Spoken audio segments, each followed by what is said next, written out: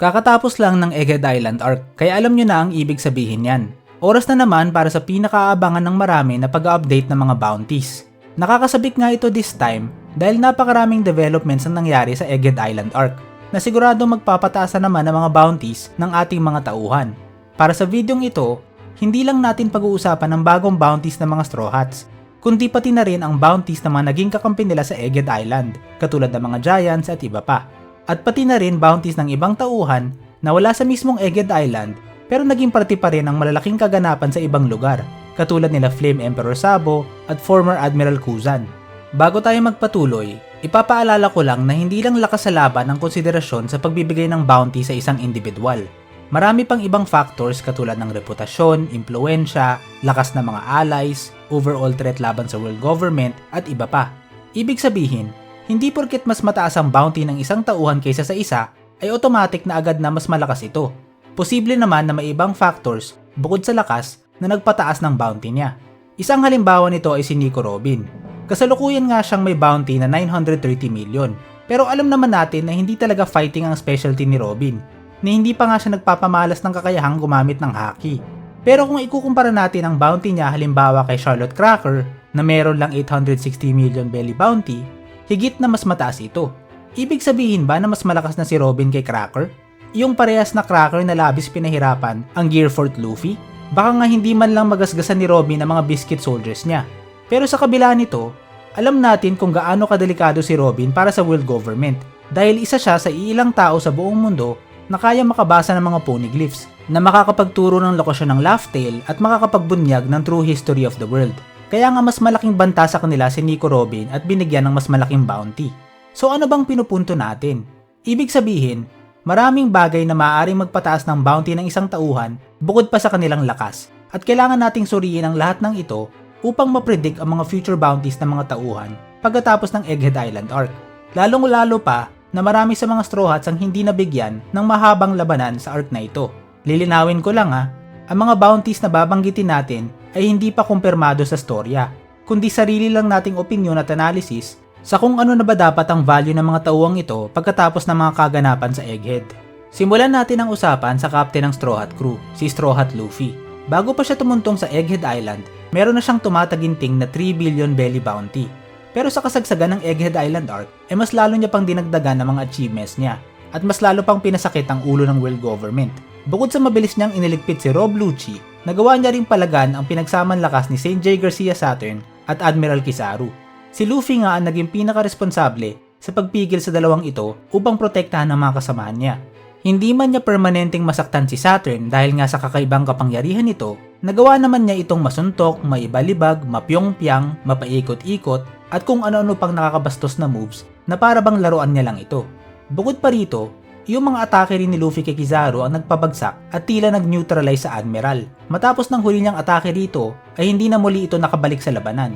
Kahit pa sabihin natin na nagpanggap lang si Kizaru o yung pagpatay niya kay Vegapunk ang talagang naging rason ng panghihina at panglulumo niya, sa paningin ng lahat, yung atake ni Monkey D. Luffy ang nagpatumba dito.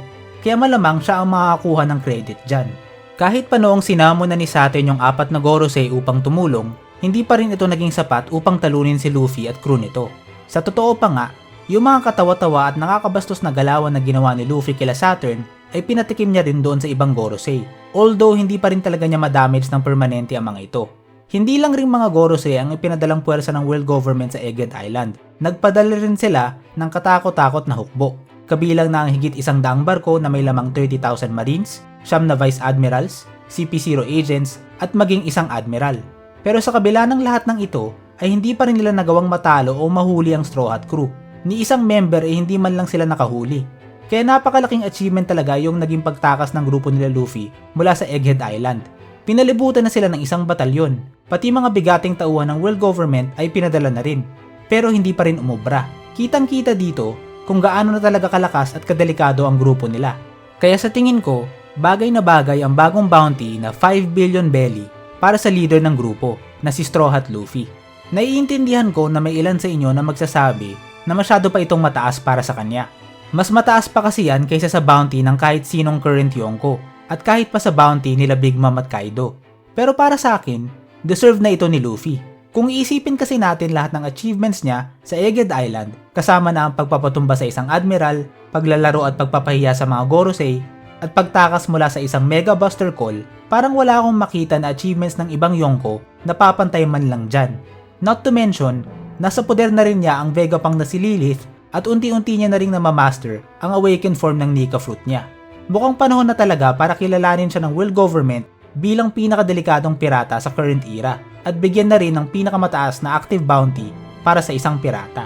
Bago tayo magpatuloy, huwag mo munang kalimutang mag-subscribe sa ating channel kung nag-e-enjoy ka sa ganitong klaseng videos tungkol sa One Piece dahil marami pa tayong similar content na ilalabas. Sunod naman natin pag-usapan si Roronoa Zoro. Maliban kay Luffy, isa si Zoro sa mga nakatikim ng pinakamaraming labanan sa Egghead Island. Una muna siyang napasubo sa isang extended fight laban sa mga Seraphim na tila hindi iniinda ang kahit anong atake sa kanila. Maya-maya, noong tinenedro na sila ni Rob Lucci, si Zoro ang napilitang tumapat rito. Kahit medyo natagalan ang labanan nilang dalawa, nagwagi pa rin si Zoro sa huli. Although kahanga-hanga rin ang pinakitang will nitong si Lucci dahil hindi siya pumayag na matumba. Pero halatang halata na ubos na ang lakas niya at isang atake na lang ni Zoro ay matatapos na rin siya. Napilitan nga lang si Jinbei na makialam dahil nagmamadali na talaga sila. Pero kahit si Jinbei ay inamin na tapos na talaga ang laban bago pa siya dumating. Kaya kay Zoro pa rin dapat mapunta ang kabuuan ng credit sa pagtalo kay Lucci. Habang papatakas, panandalian ring nakatapat ni Zoro si Gorosei Venus Churu, kung saan siguradong napansin nito na magkapareha silang may Kitetsu Blade. Kahit saglit lang ang banggaang ito, siguradong mabilis na napansin at natansya ni Venus Churu ang lakas ni Zoro at nakilala ito bilang isang malaking banta. Dahil sa mga rasong ito, sa tingin ko, magkakaroon si Zoro ng bagong bounty na 1,811,000,000 belly o karagdagang 700 million mula sa nakaraang bounty niya. Susunod naman natin pag-usapan si Vince Smoke Sanji. Unfortunately para kay Sanji, hindi siya nabigyan ng mahabang one-on-one fight sa arc na ito, hindi kagaya ni Zoro. Kaya mukhang mahihirapan talaga siyang mahabol ang bounty ng karibal niya. Pero kahit papano, nabigyan pa rin naman si Sanji ng konting pagkakataon upang ipakita ang lakas niya. Una siyang nakipagsagupaan kay Gorosei Saturn, noong pinigilan niya itong saktan sila Bonnie at Kuma. Nagawa niya ring makipagsabayan kay Admiral Kizaru noong madali niyang napalihis ang atake nitong gawa sa ilaw. Mismong si Kizaru ay nabigla na nagawang ma-deflect ni Sanji ang Devil Fruit ability niya. At noong dumating na ang ibang Gorosei, nagawa rin ni Sanji na masipa sa muka si Venus Churu. Kahit nasaglit lang ang mga sagupaan na ito, mga bigating tauhan naman itong mga binangga ni Sanji. At siguradong sapat na yung maikli nilang mga sagupaan upang ma-estimate rin nila ang lakas ni Sanji at makilala ito bilang isang malaking banta. Sa tingin ko, bagay lang nataasan ang bounty niya ng karagdagang 650 million para maging 1,682,000,000 belly. Sunod naman natin pag-usapan ang isa sa mga top fighters ng Straw Hats, si Jinbei. Isa si Jinbei sa mga pinakamalakas na miyembro ng Straw Hats at bago ang Egghead Island, siya ang pangatlo sa may pinakamataas na bounty sa crew. Sa kasamaang palad, hindi talaga siya nabigyan ng pagkakataong lumaban sa Egghead Arc. Mostly naging babysitter ang papel niya kung saan siya ang sumisigurado na ligtas na makakatakas ang lahat mula sa island. Ang naging pinaka-highlight niya na lang talaga sa labanan ay yung pagbibigay niya ng final blow kay Rob Lucci. Pero kahit siya ay inamin na talo na si Lucci bago pa siya dumating. Kaya nga sa tingin ko, magiging mas mababa ang pagtaas ng bounty niya kumpara sa pagtaas ng bounty noong naunang tatlo. Magkakaroon nga siya ng bagong bounty na 1,650,000,000. Mabigat pa rin naman na bounty pero mukhang matutuwa si Sanji na naging number 3 na ulit siya. Punta naman tayo sa mga natitirang Straw Hats. Medyo kakaiba nga itong Egghead Island arc sa mga nakasanayan nating arc dahil hindi nabigyan ng kanya-kanyang laban ang bawat isang Straw Hat. Although nakakita pa rin naman sila ng konting aksyon, naging priority nila ang pag-survive at pagtakas. Gayunpaman, malaki pa rin ang achievements nila sa Egghead Island. Una, nagawa nilang makipagbanggaan sa mga CP0 agents, Seraphim, Pacifista, at maging sa mga Gorosei na dumating sa island. At sa huli, kahit nagaano kalakas yung pwersang ginamit ng Navy upang palibutan sila, nakatakas pa rin ang buong Straw Hat crew na walang nasasawi o nahuhuli. Idagdag pa natin rito yung kasalanan ng buong crew na pagprotekta kay Vegapunk at pagtulong rito sa pagbubunyag ng katotohanan sa buong mundo. Dahil sa mga rasong ito, sa tingin ko, makakakuha ang mga natitirang miyembro ng parehas na 500 million na pagtaas sa kanilang mga nakaraang bounty. Similar sa 300 million bounty increase na natanggap ng karamihan ng Straw Hats pagkatapos ng Wano Arc. Pagkatapos ng Egghead, ang magiging bago nilang mga bounty ay 1,430,000,000 para kay Robin, 1 billion para kay God Usopp, 894 million para kay Frankie, 883 million para kay Soul King Brook, at 866 million para kay Nami. Si Chopper naman, as usual, ay malamang mapagkakamalan pa ring pet ng Straw Hats at magkakaroon ng 100,000 belly bounty. Maliit man sa unang tingin, pero 100 times increase pa rin naman yan sa nakaraan niyang bounty. Pagkatapos nito ay hindi na may ikakaila na bigatin na talaga ang lahat ng miyembro ng Straw Hat crew. Baka nga humahabol na rin sila sa mga bounty ng officers ng Red Hair Pirates na matagal nang sinasabi na may highest average bounty sa lahat ng Yonko crew. Sunod naman nating pag-usapan ang isa sa mga naging allies ng Straw Hat sa island, si Jewelry Bonnie. Minsan nang ipinahiwatig sa atin na si Bonnie ay anak ng isang celestial dragon. Hindi pa nga lang malinaw kung sino. Bukod pa rito, ang Devil Fruit ability niya ay hindi resulta ng normal na pagkain ng Devil Fruit kundi resulta ng eksperimentasyon ni Saturn. Hindi pa talaga natin nakikita ang buong potensyal ng ability na ito pero nakita na natin kung paanong nagagawa nitong kopyahin ang kapangyarihan ni Luffy bilang Nika. Ano pa kayang abilidad ang kayang ibigay sa kanya ng distorted future ability niya? Hindi pa nga malinaw. Pero malinaw naman siguro kung gaano kadelikado ang fruit ability na ito. Pagdating sa Egghead Island, mas nadagdagan pa ang mga kasalanan ni Bonnie noong direkta niyang sinaksak ang Celestial Dragon na si Saint J. Garcia Saturn na alam naman nating mortal sin sa mundo ng One Piece. At napag-alaman rin natin na sikreto siyang ginawa ni Vegapunk bilang highest authority sa lahat ng pacifista units, kaya magagawa niyang mapasunod ang mga ito pagdating ng panahon. Unless na lang matanggal ng Gorosei ang programming na yan sa hinaharap. Bukod pa rito, kitang-kita rin ng mga Marines kung paanong may malinaw na alliance si Bonnie sa Yongkong Straw Hat crew at handa ang mga ito na protektahan siya. Dahil sa mga factors na ito, naniniwala ako na tataas ang bounty niya sa 1 billion belly. Isa pang naging kakampi ng Straw Hat sa Egghead ay si Lilith. Bilang isang satellite ni Vegapunk, taglay ni Lilith hindi lang ang katalinuhan ni Vegapunk kundi pati yung memorya ng lahat ng satellites. Nagsishare nga kasi sila ng utak at sinisync nila ang mga alaala nila araw-araw. Maliban na lang doon sa mga alaala na piniling hindi i-upload ng ibang satellites, katulad ng pagtatraidor ni York o yung sikretong plano ni Stella. Ibig sabihin, lahat ng kaalaman ng ibang Vegapunk ay taglay rin ni Lilith. Kaya nga siguro sabi niya sa nakaraang chapter na parang buhay pa rin yung iba dahil intact pa rin ang mga memorya nila sa loob ni Lilith. Ibig rin sabihin na lahat ng imbensyon na nagawa ng mga Vegapunk sa Egghead katulad ng Pacifista, Sea Beast, Bubble Gun, Cyborg Modifications at iba pa ay kaya ulit i-recreate ni Lilith basta mabigyan lang siya ng sapat na oras at resources. Bukod pa rito, maaari niya pang ipagpatuloy yung nasimulan na research ni Vegapunk sa Void Century at pati na rin ibahagi sa ibang tao yung mga napag-alaman na nila tungkol dito. Hindi pa malinaw kung ano ang magiging future plano niya, kung sasali ba siya sa Straw Hats o ibang grupo. Pero malinaw na napakalaking banta niya sa world government. Sa tingin ko, bagay lang ang bounty na 1.5 billion belly para sa kanya.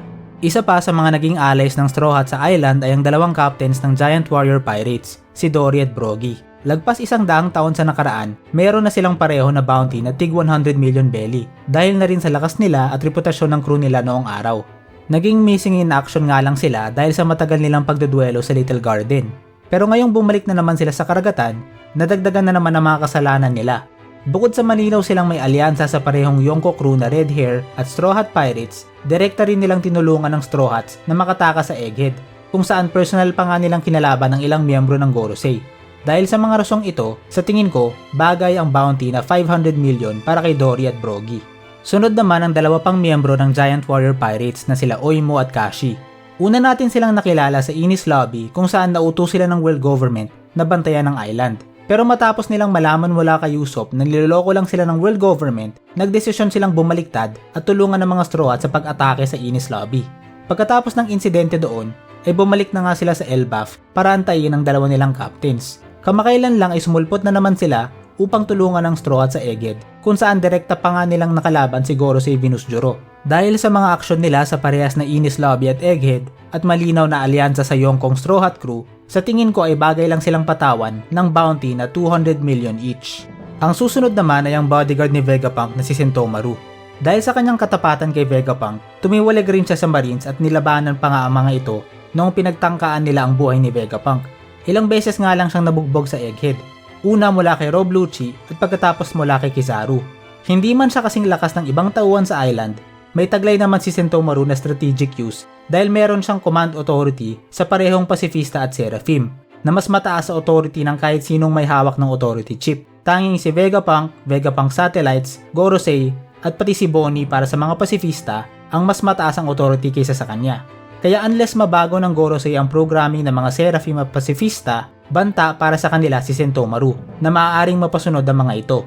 Dahil dyan, kasama na ng lakas at mga aksyon niya sa Egghead, ay sa tingin ko magtatamo siya ng bounty na 500 million. Sunod naman natin pag-usapan ang Chief of Staff ng Revolutionary Army na si Sabo. Meron nga siyang kasalukuyang bounty na 602 million, pero mukhang ipinahiwatig na sa atin na na-update na ito dahil sa mga aksyon niya kamakailan sa Final Saga.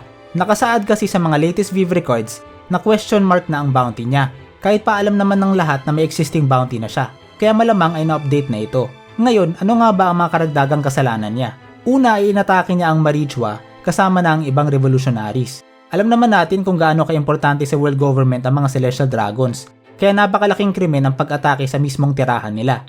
Dagdag pa rito, pinagbibintangan rin siyang pumatay kay King Cobra, isang hari ng Allied Kingdoms ng world government. Syempre, alam naman natin na hindi ito totoo.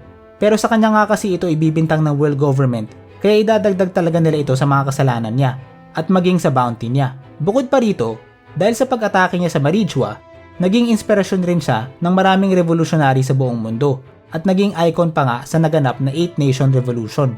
Pero ang pinakamatindi niyang kasalanan ay nabisto niya ang sekreto nila Imu at Gorosei at nakita ang tunay nilang mga anyo at nagawa niya pang ang atakihin ng mga ito.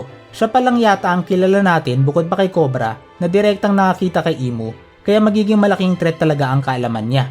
Sa tingin ko, magtatamo siya ng tumataginting na 3,602 million belly bounty.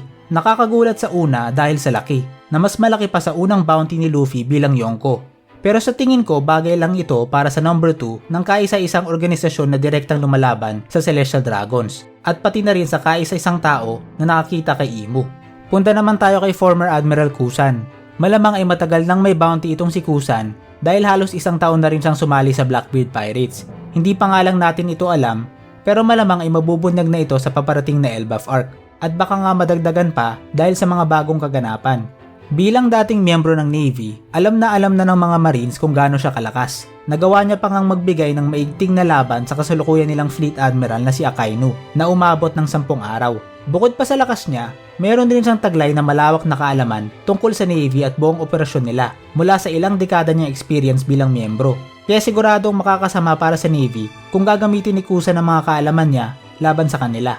At kamakailan lang, nahuli niya pa nga ang hero of the Marines na si Vice Admiral Garp sa Hachinosu. Dahil sa lahat ng yan, sa tingin ko bagay ang bounty na 3 billion belly para sa kanya dahil sa lakas at overall threat niya laban sa mga Marines. So ano, sang-ayon ka ba? Kung iba naman ang opinion mo ay i-comment mo na ang sarili mong mga bounty prediction sa baba. Kung gusto mo namang malaman kung ano sa tingin ko ang magiging matchups kapag naglaban ng Red Hair Pirates at Blackbeard Pirates, panoorin mo na rin ang video natin tungkol dyan.